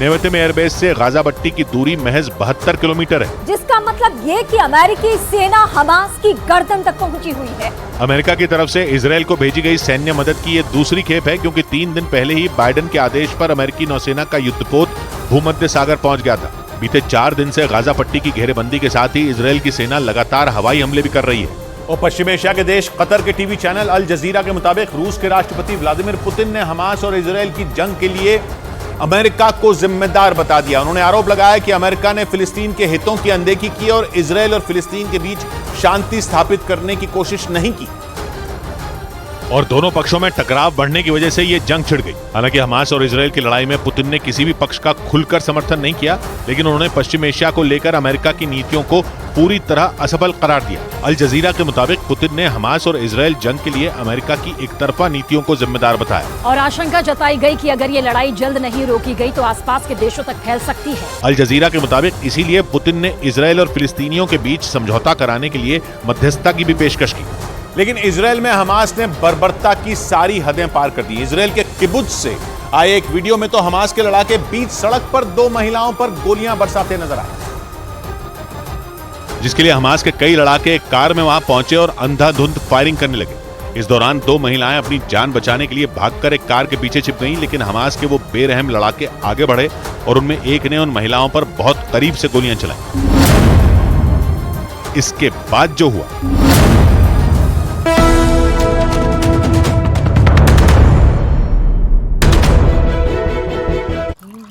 माँ, डेडलाइन तो मेरी है, तुम क्यों उठ गई इतनी जल्दी? मैं नहीं कर पाऊंगी ये सब अपने बच्चों के लिए। पहले ना मैं भी यही कहती थी। प्यार से चाय बनाते, प्यार से रिश्ते निभाते। वाघ बकरी चाय हमेशा रिश्ते बनाए। ये नया इंडिया, नए नजरिए का इंडिया, जहां लोगों का नंबर 1 भरोसा बनता है वो जो उनके मुद्दे, उनकी आवाज निडर होकर उठाता है, लोगों की नंबर 1 पसंद बनता है वो जो सिर्फ रफ्तार नहीं जिम्मेदारी पर भी विश्वास रखता है। देश का नंबर 1 न्यूज चैनल बनता है वो जो देश हित और जनहित दोनों को सर्वोपरि समझता है। न्यूज़ 18 इंडिया, नए इंडिया का नया नंबर 1 न्यूज चैनल। मैंने फैन से पूछा था कि कौन से वेलनेस ड्रिंक की रेसिपी जानना चाहेंगे एंड दे चोज मसाला चाय। हमें इनकी कोई जरूरत नहीं है, मैं सारे इंग्रेडिएंट्स यहाँ हैं। 7 मसालों की गुडनेस जो बढ़ाए आपकी wellness.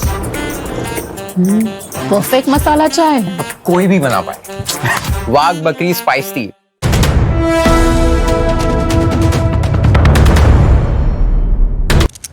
New fan, you know it's very powerful, चारों ओर हवा पहुंचाएगा।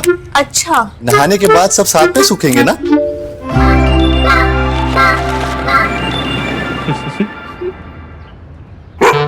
Finolex boomerang ceiling fans with stylish new age designer blades. No stress, Finolex.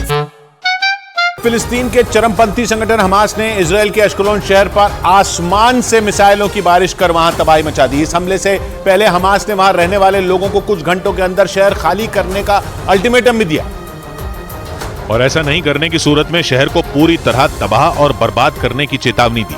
लेकिन दावा किया गया कि हमास की इस धमकी को इजरायल ने गंभीरता से नहीं लिया, जिसके बाद वक्त पूरा होते ही हमास ने अश्कलोन पर ताबड़तोड़ हमले शुरू कर दिए। इजरायल की मीडिया के मुताबिक गाजा पट्टी से दागी गई हमास की मिसाइलों ने शहर पर जमकर कहर बरपाया। शहर में जहां भी मिसाइलें गिरी वहां सब कुछ तबाह हो गया। आसमान से गिरी कुछ मिसाइलें तो सड़कों में ही धंस गईं। ये देखिए, ये धंसा हुआ है। कई जगह आपको न्यूज़ 18 इंडिया की टीम एस्थेलॉन में इस तरह के मिसाइल हमले को बार बार दिखा रही है। इस हमले के बाद की जो तस्वीरें न्यूज़ 18 को मिली उनमें हर तरफ सिर्फ तबाही का मंजर दिखाई दिया।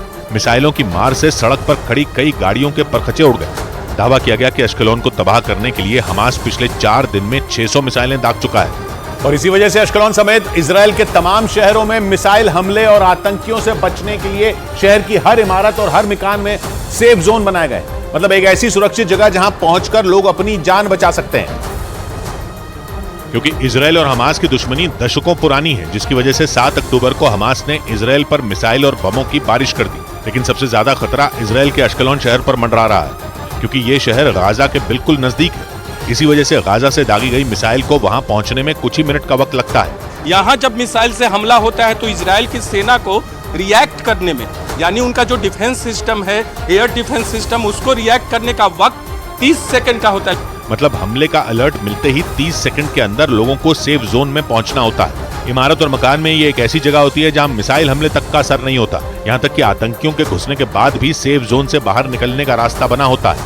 इसको उठा देंगे, इसको उठा दिया, अगर आतंकवादी अंदर भी आता है तो आप इससे ऊपर चले जाएंगे और अपने आप को बचा लेंगे। हालांकि हमास के हमले से शहर की कई इमारतों को भारी नुकसान पहुंचा। वहां से आई एक तस्वीर में मिसाइल हमले के बाद वहां की एक इमारत में बड़ा सा छेद बना दिखाई दिया। लेकिन न्यूज़ 18 की लाइव रिपोर्टिंग के दौरान अश्कलोन शहर में मिसाइल हमले के अलर्ट का सायरन बजने से वहां भगदड़ मच गई, क्योंकि जैसे ही न्यूज़ 18 की टीम ने हमास के हमले से जुड़ी जानकारी देनी शुरू की, वहां हमले के सायरन बजने लगे, जिससे शहर में अफरा तफरी मच गई। क्योंकि सायरन बजने का मतलब था कि अश्कलोन शहर पर हमास ने एक बार फिर एयर स्ट्राइक कर दी।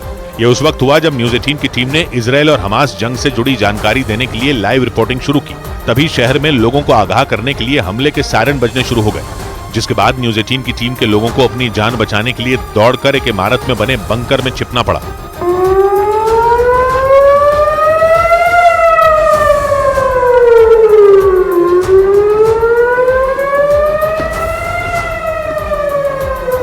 हमास के हमलों की वजह से अश्कलोन के हालात बेहद खराब हो चुके हैं। आसमान से बरसते बमों और मिसाइलों की वजह से मकानों की दीवारें दरकने लगी हैं। वहां गिरा, घर के में जो शीशे थे, शीशे का जो फ्रेम था वो पूरा का पूरा नीचे आ गया, ये यहाँ। हालांकि इजरायल की सेना हमास के हमले का मुंह तोड़ जवाब दे रही है, लेकिन इसके बाद भी वहां रहने वाले लोग बुरी तरह डरे हुए हैं, क्योंकि पिछले 5 दिनों में हमास ने अश्कलोन शहर पर ताबड़तोड़ हमले कर इजरायल की सेना के सामने मुसीबत खड़ी कर दी। और इसकी सबसे बड़ी वजह यह है कि इजरायल का यह शहर गाजा पट्टी से महज कुछ ही किलोमीटर की दूरी पर है, और इसी वजह से अश्कलोन शहर हमास के निशाने पर है। क्योंकि इजरायल के दक्षिण में भूमध्य सागर के किनारे मौजूद अश्कलोन शहर हमास के कब्जे वाले गाजा पट्टी से महज 12 किलोमीटर की दूरी पर है। इस शहर से तेल अवीव की दूरी 48 किलोमीटर है, जबकि इजराइल की राजधानी यरूशलेम यहाँ से 77 किलोमीटर दूर है। मतलब अश्कलोन शहर गाजा पट्टी के बिल्कुल नजदीक है और इजराइल के मीडिया के मुताबिक इसी वजह से ये शहर हमास के टारगेट पर है, क्योंकि गाजा से दागी जाने वाली हमास की मिसाइलें कुछ ही देर में यहाँ पहुँच जाती हैं, जिसकी वजह से लोगों को संभलने तक का मौका नहीं मिलता। एक रोज पहले ही हमास ने अश्कलोन में रहने वाले इजरायली नागरिकों को शहर खाली करने की चेतावनी जारी की और कुछ ही घंटों के बाद हमास ने शहर पर बमों की बारिश कर पूरे शहर में तबाही मचा दी। न्यूज एजेंसी रॉयटर्स के मुताबिक गाजा में ईंधन की कमी की वजह से सभी पावर प्लांट बंद हो गए और बिजली की सप्लाई लगभग पूरी तरह ठप हो गई। खबर है कि 2 रोज पहले इजराइल की सेना के जोरदार हमलों के बाद मिस्र से गाजा जाने वाले इकलौते रास्ते को भी बंद कर दिया गया था, जबकि उसी रास्ते से गाजा में जरूरी चीजों के साथ साथ पावर प्लांटों के लिए कोयला भी लाया जा रहा था। लेकिन रॉयटर्स के मुताबिक कोयले की सप्लाई रुकने और पुराना स्टॉक खत्म होने के बाद गाजा के सभी पावर प्लांट बंद हो गए, जिसकी वजह से गाजा के ज्यादातर इलाके अंधेरे में डूब गए। गाजा के स्वास्थ्य मंत्रालय के मुताबिक अस्पतालों में बिजली की कटौती से सैकड़ों मरीजों की जान खतरे में पड़ गई, जिनमें कई बच्चे भी शामिल हैं। लेकिन हमास की परेशानी तब बढ़ गई जब इजराइल की सेना ने गाजा में घुसकर हमास को मिटाने की तैयारी शुरू कर दी। इसके लिए गाजा की सीमाओं को पूरी तरह से सील कर दिया गया। इजराइल की सेना ने साफ कर दिया कि गाजा के इलाके में घुसने का मतलब सीधा मौत होगी, क्योंकि बेंजामिन नेतन्याहू ने उस इलाके में इजराइल की सेना को खुली छूट देने का फैसला ले लिया।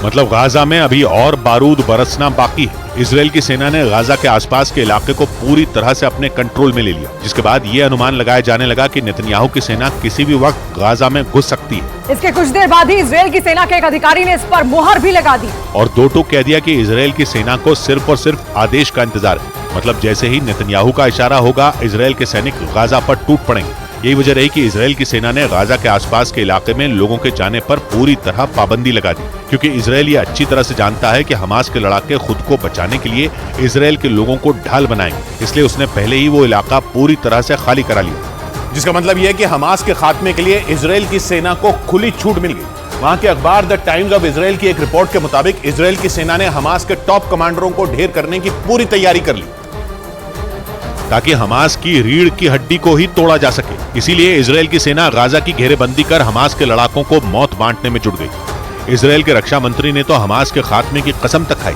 जिसके बाद सेना के जवानों को हमास के लड़ाकों को देखते ही गोली मारने का आदेश दिया गया।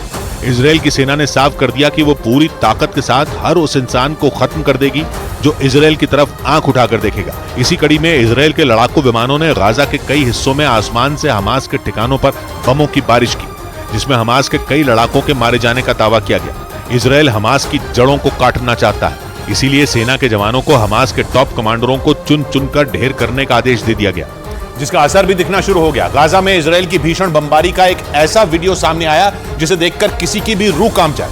वहां के एक होटल के बाहर इजराइल की सेना ने बमों की बारिश कर दी, जिसके बाद उस होटल में रुके लोगों की जान हलक में आ गई, क्योंकि इजराइल की फौज ने जो बम गिराया वो उस होटल के बेहद करीब गिरा, जिसके बाद वहां इतना जोरदार धमाका हुआ कि पूरा इलाका कांप उठा। बम गिरते ही होटल के बाहर धुएं का ऐसा गुबार उठा कि लोगों को मास्क पहनने की जरूरत पड़ गई। कुछ लोग तो तुरंत ही उस इलाके को छोड़कर चले गए, जबकि कुछ लोग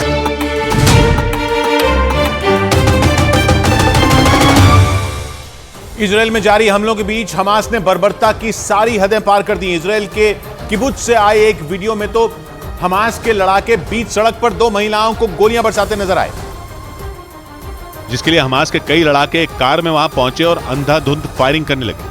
इस दौरान 2 महिलाएं अपनी जान बचाने के लिए भागकर एक कार के पीछे छिप गईं, लेकिन हमास के वो बेरहम लड़ाके आगे बढ़े और उनमें एक ने उन महिलाओं पर बहुत करीब से गोलियां चलाई। लेकिन उन महिलाओं की किस्मत अच्छी थी, क्योंकि जैसे ही उस लड़ाके ने गोलियां चलाई, दूसरी तरफ से इजराइल के सैनिकों ने उस पर पलटवार कर दिया, जिसकी वजह से वो महिलाएं दोनों तरफ से होती गोलीबारी के बीच फंस गईं। हालांकि जैसे ही इजराइल की फौज की टुकड़ी वहां पहुंची, हमास का वो लड़ाका अपनी जान बचाने के लिए वहां से भाग निकला, जिसके बाद उन सैनिकों ने उन दोनों महिलाओं को दूसरी तरफ भेज दिया और उन पर गोलियां चलाने वाले हमास के लड़ाकों की तलाश में जुट गए। लेकिन वहां जारी जंग के बीच इजराइल की एक सांसद के ट्वीट से गाजा में परमाणु हमले का खतरा मंडराने लगा, क्योंकि इजराइल में सत्ताधारी पार्टी की उस सांसद ने गाजा में परमाणु बम गिराने की सलाह दे डाली और ट्वीट कर कहा कि पश्चिमी एशिया को हिला देने वाला एक धमाका ही इजराइल की शक्ति और सुरक्षा को बहाल कर सकता है। बेंजामिन नेतन्याहू की पार्टी की सांसद टेली गोटलिब ने एक के बाद एक कई ट्वीट किए और इजराइल की सेना को गाजा में बड़े हमले करने की सलाह दी। उन्होंने साफ कह दिया कि ये शक्तिशाली मिसाइलें दागने का वक्त है। उनके इस ट्वीट के बाद गाजा में परमाणु हमले का खतरा मंडराने लगा, क्योंकि हमास को निशाना बनाने के लिए इजराइल लगातार गाजा में हमले कर रहा है। क्योंकि इजराइल के अंग्रेज में हमास के हमले थमने का नाम नहीं ले रहे। ऐसे ही एक हमले के बाद का रोंगटे खड़ा कर देने वाला एक वीडियो सामने आया जिसमें इजराइल की एक सैनिक हमास के लड़ाकों की बर्बरता दिखाती नजर आई। ये वीडियो इजराइल के दक्षिणी इलाके का बताया गया, जिसमें सब कुछ तबाह नजर आया। हमास के हमलों से वहां बने कई घर और इमारतें मलबे में तब्दील हो गई। वहां हमास के रॉकेटों ने ऐसा कहर बरपाया कि कई गाड़ियां कबाड़ में बदल गई। इतना ही नहीं, हमास के लड़ाकों पर वहां रहने वाले लोगों को बंधक बनाने और उनमें से कुछ लोगों को मारने का भी आरोप लगा। इस दौरान उस महिला सैनिक ने वो जगह भी दिखाई जहां से हमास के लड़ाकों ने इजराइल में घुसपैठ की। Breach in the fence from which the terrorists came through. हालांकि जब वो इस वीडियो को बना रही थी तभी वहां अचानक हमले की चेतावनी के सायरन भी बजने लगे, जिसके बाद ये तय माना जाने लगा कि इजराइल अब चुप नहीं बैठने वाला, बल्कि वो हमास को खत्म करके ही दम लेगा। और माना जा रहा है कि इसी वजह से इजराइल के प्रधानमंत्री बेंजामिन नेतन्याहू ने अमेरिका के राष्ट्रपति बाइडेन से तीसरी बार फोन पर बात की। खबर है कि इस दौरान उन्होंने हमास को आतंकी संगठन ISIS से भी बर्बर बताया और उन्होंने हमास के लड़ाकों की तुलना ISIS के आतंकियों से कर दी। बाइडेन से हुई बातचीत को लेकर नेतन्याहू ने सोशल मीडिया प्लेटफॉर्म ट्विटर पर एक पोस्ट शेयर की और इजराइल की मदद के लिए अमेरिका का शुक्रिया अदा किया। और ऐसा इसलिए क्योंकि इजराइल में हमास के हमले के बाद से 20 से ज्यादा अमेरिकी नागरिक लापता बताए गए, जबकि इन हमलों में मरने वाले अमेरिकी नागरिकों की संख्या बढ़कर 14 हो गई। अमेरिका के राष्ट्रीय सुरक्षा सलाहकार ने इसकी जानकारी दी और साथ ही ये आशंका जताई कि लापता हुए उसके नागरिकों में ज्यादातर हमास के लड़ाकों के कब्जे में हो सकते हैं। अमेरिका के राष्ट्रीय सुरक्षा सलाहकार के मुताबिक उनकी खुफिया एजेंसियां लगातार इजराइल में अपने लापता नागरिकों को ढूंढने में जुटी हैं। उधर जंग में इजराइल को अमेरिका समेत 4 यूरोपीय देशों का समर्थन मिलने के बाद फिलिस्तीन के चरमपंथी संगठन हमास ने भी ईरान और उसके चरमपंथी संगठन हिजबुल्लाह से जंग में शामिल होने की अपील कर दी। इससे पहले इजराइल ने हमास के हमले के पीछे ईरान का हाथ होने का आरोप लगाया था और अब इजराइल के खिलाफ जंग में हमास ने ईरान और चरमपंथी संगठन हिजबुल्लाह से भी शामिल होने की अपील कर दी। ईरान के मीडिया के मुताबिक हमास के कमांडर ने दावा किया कि अगर इजराइल से जंग जारी रही तो ईरान और हिजबुल्लाह भी इसमें शामिल होंगे। मीडिया रिपोर्ट के मुताबिक हमास के उस कमांडर का ये बयान अमेरिका और 4 यूरोपीय देशों का इजराइल को समर्थन मिलने के बाद सामने आया।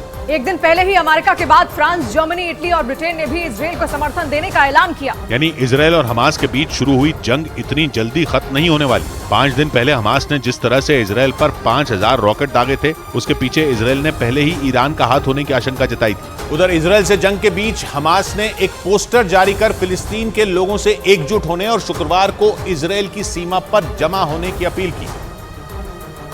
और इसके अलावा हमास ने उस पोस्टर के जरिए फिलिस्तीन के लोगों से शुक्रवार को अल अक्सा मस्जिद के बाहर भी इजराइल के खिलाफ विरोध प्रदर्शन करने की गुहार लगाई।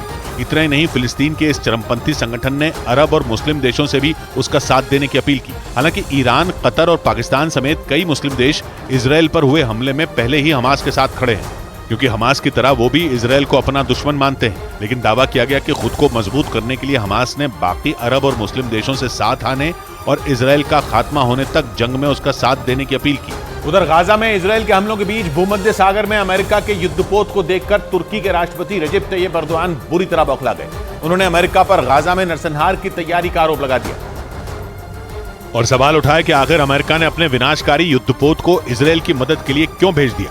etrafını vurarak, indirerek çok ciddi katliamlara Israel पर हमास के हमले के बाद अमेरिका एक्शन में आ गया और उसने इजराइल की मदद के लिए अपने सबसे खतरनाक जंगी जहाज को इजराइल की सीमा के करीब भूमध्य सागर में तैनात कर दिया। अमेरिका ने जिस जंगी जहाज को इजराइल भेजा वो करीब 5000 सैनिकों और बेहद खतरनाक हथियारों से लैस है, जो पलक झपकते ही दुश्मन की ताकत को खत्म करने का मादा रखते हैं। और इसी वजह से हमास के हमदर्द तुर्की के राष्ट्रपति एर्दोआन बौखला गए। उन्होंने गाजा में इजराइल के एक्शन पर दुनिया भर के मानवाधिकार संगठनों को संज्ञान लेने की अपील भी की। हालांकि इजराइल ने बिना वक्त गंवाए एर्दोआन के बयान पर पलटवार कर दिया और सवाल पूछा कि एर्दोआन को हमास के हमले में मारे गए इजरायली लोगों के मानवाधिकार की चिंता क्यों नहीं है। इस बीच इजराइल और हमास के युद्ध के दौरान तुर्की के राष्ट्रपति के बयानों की वजह से एक बार फिर नेटो देशों के बीच दरार पड़ती नजर आने लगी।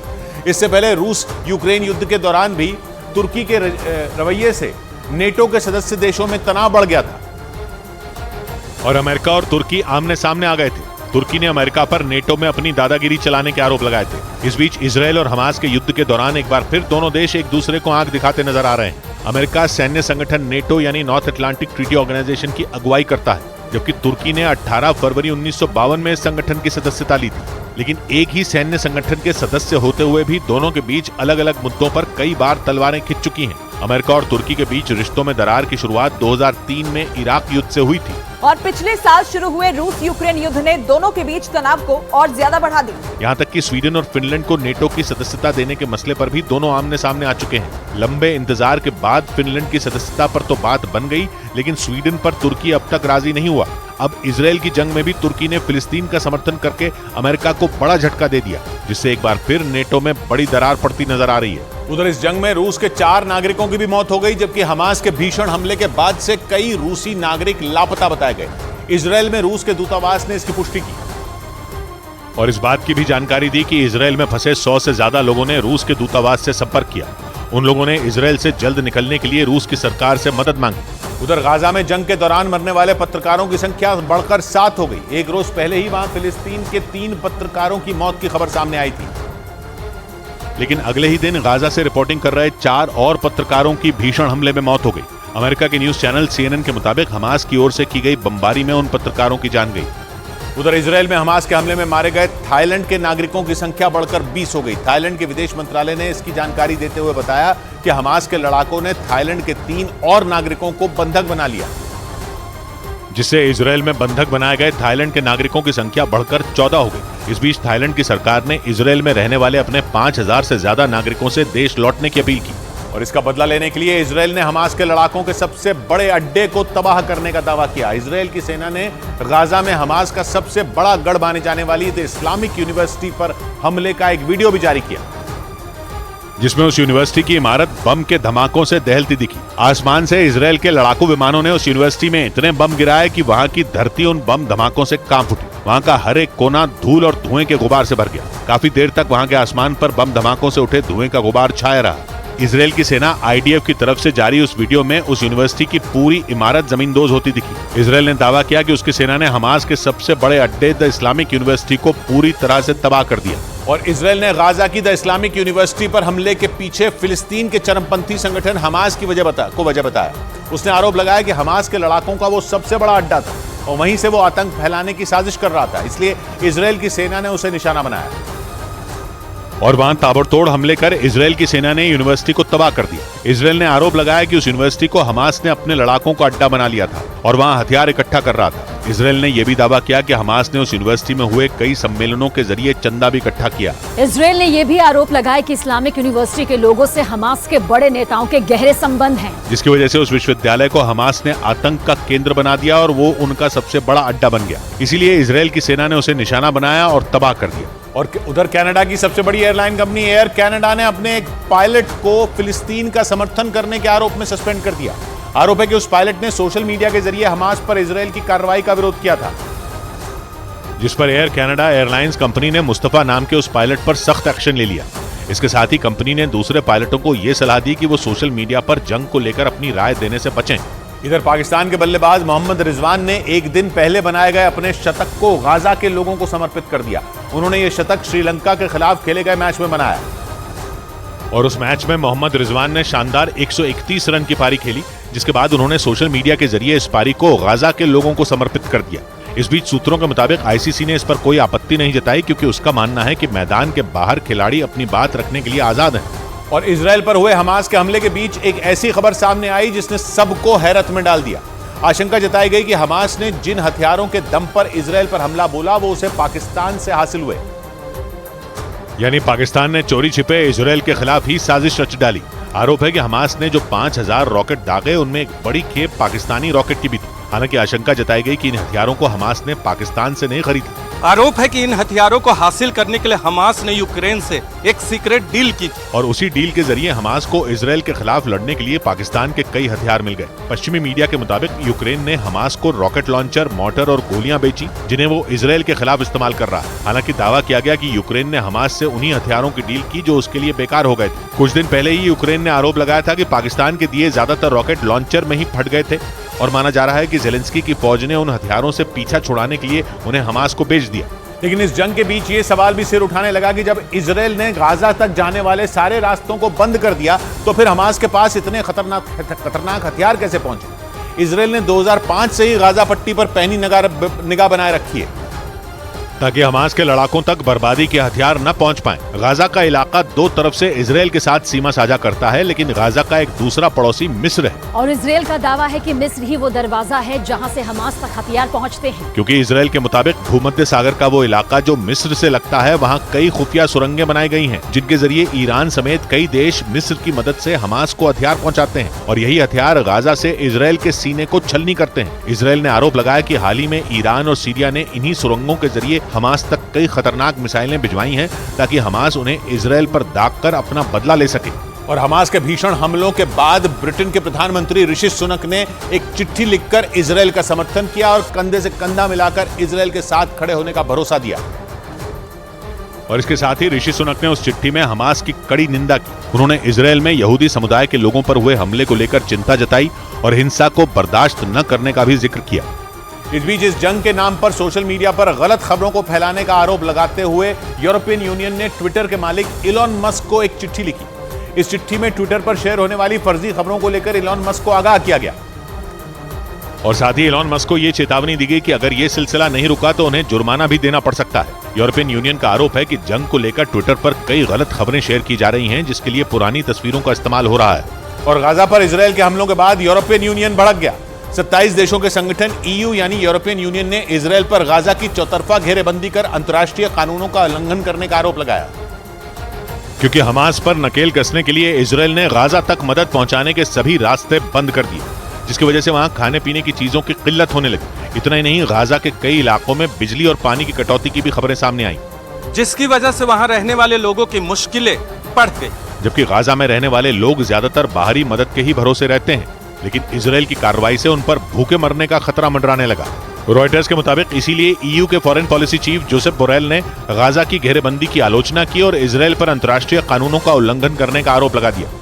इधर मजबूत ग्लोबल संकेतों की वजह से शेयर बाजार लगातार दूसरे दिन बढ़त के साथ बंद हुआ। इस दौरान सेंसेक्स ने 394 अंकों की छलांग लगाई, जबकि मिड कैप और स्मॉल कैप शेयरों में भी जमकर खरीदारी हुई। इस बीच निवेशकों ने ये उम्मीद जताई कि इजराइल और हमास के बीच जारी जंग का असर पूरी दुनिया पर नहीं पड़ेगा। इसके अलावा कच्चे तेल की कीमतें न बढ़ने के संकेत से भी बाजार में तेजी देखी गई, जिससे बॉम्बे स्टॉक एक्सचेंज का सेंसेक्स 394 अंक बढ़कर 66,473 पर बंद हुआ, तो निफ्टी 121 अंकों की तेजी के साथ 19,811 के स्तर पर पहुंच गया। और शेयर बाजार की खबर तो आपको कई जगह मिल जाएगी, लेकिन शेयर बाजार का एक्सपर्ट आपको बनाएगा सिर्फ मनी कंट्रोल प्रो।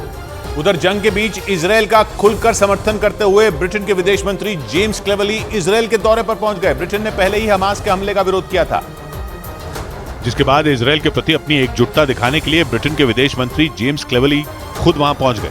खबर है कि वो इजराइल के बड़े नेताओं से मुलाकात करने के अलावा हमास के हमले में घायल हुए लोगों से भी मिलेंगे। इस बीच इजराइल के पड़ोसी देश जॉर्डन ने दो टूक कह दिया कि फिलिस्तीन को स्वतंत्र राष्ट्र का दर्जा दिए बिना पश्चिम एशिया में शांति नहीं आ सकती। जॉर्डन ने इस युद्ध के लिए इजराइल को जिम्मेदार ठहराया और इजराइल पर यह आरोप लगा दिया कि उसी की वजह से पश्चिम एशिया पिछले कई दशकों से अशांत है। जॉर्डन के मुताबिक फिलिस्तीन को अलग राष्ट्र के तौर पर मान्यता दिए बिना इस तनाव को खत्म नहीं किया जा सकता। इधर इजराइल और हमास के बीच तेज होती जंग को लेकर भारत भी एक्शन में आ गया। गाजा में फंसे भारतीयों की मदद के लिए सरकार ने एक हेल्पलाइन शुरू कर दी, साथ ही एक ईमेल आईडी भी जारी की। सूत्रों के मुताबिक फंसे भारतीयों में बड़ी संख्या में केरल में रहने वाले स्वास्थ्य कर्मी भी हैं। इसीलिए केंद्र सरकार ने केरल सरकार से भी वहां फंसे लोगों की लिस्ट मांगी है। क्योंकि हमास और इजराइल के बीच 5वें दिन भी भीषण जंग हुई और इस जंग की वजह से गाजा और इजराइल में बड़ी संख्या में भारत के लोग फंस गए, जिनके लिए भारत सरकार ने 2 हेल्पलाइन नंबर और एक ईमेल आईडी जारी की, जिसके जरिए किसी भी समय लोगों की मदद की जा सकेगी। साथ ही केंद्र सरकार ने वहां फंसे लोगों के बारे में केरल सरकार से भी लिस्ट मांगी है। सूत्रों के मुताबिक गाजा और इजराइल में फंसे लोगों में बड़ी संख्या में केरल के लोग शामिल हैं। इस बीच इजराइल में भारत के राजदूत संजीव संगला ने भी एक मैसेज के जरिए मदद का भरोसा दिया। प्लीज डू रिमेन काम and vigilant and follow the local security guidelines. Gaza और इजराइल के हालात पर भारत सरकार लगातार नजर बनाए हुए है और इजराइल दूतावास के अधिकारियों को भी वहां फंसे भारतीयों से जुड़ी हर जानकारी साझा करने को कहा गया है। उधर इजराइल में फंसे अपने नागरिकों को सुरक्षित निकालने के लिए स्पेन ने 2 सैन्य विमान तेल अवीव भेज दिए। वहां के रक्षा मंत्रालय के मुताबिक इजराइल में उसके करीब 500 नागरिक फंसे थे, जिनमें 200 नागरिकों को तेल अवीव से रेस्क्यू कर स्पेन लाया गया, जबकि दूसरे विमान के जरिए इजराइल में फंसे बाकी लोगों को भी सुरक्षित स्पेन लाने की कोशिश जारी है। और नाइजीरिया ने अपने 300 नागरिकों को एयरलिफ्ट कर लिया। बताया गया कि कुछ हफ्ते पहले वो नागरिक धार्मिक यात्रा के लिए इजराइल के यरूशलेम गए थे, लेकिन इजराइल पर हमास के भीषण हमलों की वजह से वहां फंस गए, जिसकी जानकारी मिलने पर नाइजीरिया की सरकार ने विमान भेजा और धार्मिक यात्रा पर गए 300 लोगों को रेस्क्यू कर लिया। और इसी तरह तेल अवीव से दक्षिण कोरिया के 200 नागरिक सुरक्षित लौट गए। हमास के हमले की वजह से दक्षिण कोरिया के कई नागरिक वहां फंस गए थे, जिन्हें इजराइल से रेस्क्यू कर दक्षिण कोरिया लाया गया। दक्षिण कोरिया के विदेश मंत्रालय के मुताबिक उन 200 नागरिकों में कई लोग कुछ हफ्ते पहले ही धार्मिक यात्रा के लिए इजराइल गए थे। इधर भारत की टीवी एक्टर मधुरा नायक ने इजराइल और हमास के बीच छिड़ी जंग में अपने परिवार के लोगों को खोने का दुख जाहिर किया। उन्होंने सोशल मीडिया पर एक वीडियो पोस्ट कर इसकी जानकारी दी, जिसमें उन्होंने अपना दर्द बयां करते हुए बताया कि 7 अक्टूबर की सुबह फिलिस्तीन के चरमपंथी संगठन हमास की तरफ से इजराइल पर किए गए हमलों में उन्होंने अपने परिवार के 2 सदस्यों को खो दिया। Daya was murdered in cold blood along with her husband in presence of their 2 children. मधुरा ने उस वीडियो में यह भी बताया कि उन्हें फिलिस्तीन के खिलाफ पोस्ट करने पर काफी अपमानित किया गया, क्योंकि वो एक यहूदी हैं। इस दौरान उन्होंने अपनी बहन का एक वीडियो भी शेयर किया, जिसमें वो गाड़ी में बैठकर हंसती नजर आई। उधर इजराइल के कई शहरों में लोगों ने एक साथ अपने देश का राष्ट्रीय गान गाकर जंग के बीच एकजुटता दिखाई। इसके साथ ही उन्होंने हमास के लड़ाकों का सामना कर रहे अपने सैनिकों का भी समर्थन किया, जिसकी एक तस्वीर तेल अवीव से भी सामने आई, जहां लोगों ने अपने घरों की बालकनी में खड़े होकर एक साथ इजराइल का राष्ट्रीय गान गाया। लोगों ने इसके जरिए दुश्मनों के सामने किसी भी कीमत पर न झुकने का संकल्प लिया। इस बीच अमेरिका की मशहूर गायिका मैरी मिल्बिन ने इजराइल पर हुए हमास के हमलों के लिए सीधे तौर पर ईरान को जिम्मेदार ठहरा दिया। इसके साथ ही उन्होंने बाइडेन सरकार पर सच बोलने से डरने का भी आरोप लगाया। और अपने ट्वीट के जरिए गायिका मैरी मिल्बिन ने 2 टूक कह दिया कि बाइडेन सरकार जंग की असली वजह बताने से बच रही है। उनके मुताबिक हमास के हमले के पीछे सिर्फ ईरान का ही हाथ था, जिसने न सिर्फ उसका समर्थन किया बल्कि उसे फंड भी दिया। और जापान की राजधानी टोक्यो में इजराइल के समर्थन में एक बड़ी रैली का आयोजन किया गया, जिसमें बड़ी संख्या में लोग शामिल हुए और हमास के हमलों के खिलाफ इजराइल का झंडा लेकर सैकड़ों लोग उसका समर्थन करते नजर आए। इजराइल के सम्मान में निकाली गई इस रैली में लोगों ने गाना गाकर उसके प्रति एकजुटता दिखाई। इधर सरकार के संगठन नेशनल सैंपल सर्वे ऑफिस ने अपनी सालाना रिपोर्ट में रोजगार से जुड़ी एक अच्छी खबर दी। संगठन ने कारोबारी साल 2022-23 में बेरोजगारी दर कम होने का दावा किया और जानकारी दी कि कारोबारी साल 2022-23 में बेरोजगारी दर पिछले 6 साल में सबसे कम रही। सरकार के संगठन नेशनल सैंपल सर्वे ऑफिस ने दावा किया कि कारोबारी साल 2017-18 में बेरोजगारी दर 6% थी, लेकिन 2022-23 में बेरोजगारी दर 3.2% हो गई, जो पिछले 6 साल में सबसे कम है, जिसमें ग्रामीण इलाकों ने शहरी इलाकों से बाजी मार ली। साथ ही महिलाओं ने भी इसमें बड़ी भूमिका निभाई, क्योंकि रोजगार के क्षेत्र में उनका योगदान बढ़कर 37% हो गया, जबकि 2017-18 में उनका योगदान 23% था। इस बीच दिल्ली में प्रधानमंत्री नरेंद्र मोदी की अध्यक्षता में केंद्रीय कैबिनेट की बैठक हुई, जिसमें मेरा युवा भारत नाम की संस्था के गठन का फैसला लिया गया। केंद्रीय सूचना और प्रसारण मंत्री अनुराग ठाकुर ने बताया कि यह संस्था देश में युवाओं के विकास के लिए एक बड़ा प्लेटफॉर्म बनेगी। 31 अक्टूबर को इस संस्था को राष्ट्र के लिए समर्पित किया जाएगा। भारत के भविष्य को ध्यान के रखते हुए भारत के वर्तमान और भविष्य की पीढ़ियों को इसके साथ जोड़ने के लिए माई भारत प्लेटफॉर्म लाए हैं और ये युवाओं की भागीदारी के लिए ही है, सकारात्मक सोच वालों के लिए ही है, सेवा भाव कर्तव्य बोध की भावना वालों के लिए ही है। इधर ओलंपिक खेलों का आयोजन कराने वाली संस्था इंटरनेशनल ओलंपिक्स कमेटी के अध्यक्ष का मुंबई में भव्य स्वागत किया गया। रिलायंस फाउंडेशन की फाउंडर चेयरपर्सन और आईओसी मेंबर नीता अंबानी ने आईओसी के अध्यक्ष का मुंबई में अपने घर पर पारंपरिक तरीके से स्वागत किया। इस मौके पर आरआईएल के सीएमडी मुकेश अंबानी भी मौजूद रहे। मुंबई में 15 से 17 अक्टूबर के बीच आईओसी सत्र का आयोजन किया जाएगा। 4 दशक के बाद आईओसी सत्र का आयोजन भारत में होने जा रहा है।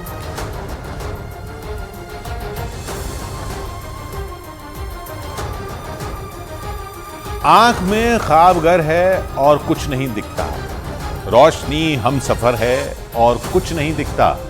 सौवात की एक बात कही मानव ने, घुप अंधेरे में थी उम्मीद सहर होने की, अब मगर दोपहर और कुछ नहीं दिखता।